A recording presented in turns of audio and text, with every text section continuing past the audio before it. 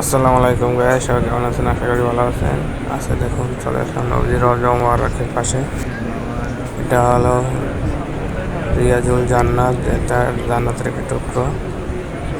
এই যে পাশে নবীজির এখানে একটি আসন ছিল, এখানে নবীজি বসে সব কিছু করতো।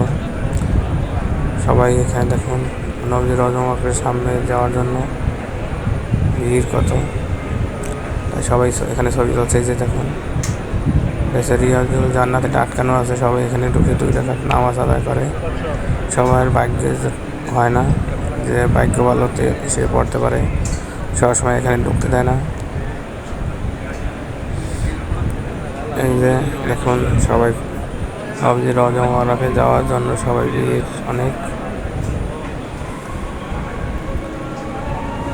এই যে রওজা মুবারকের সাথে রিয়াজুল জান্নাত আটকানো থাকে সব সময়।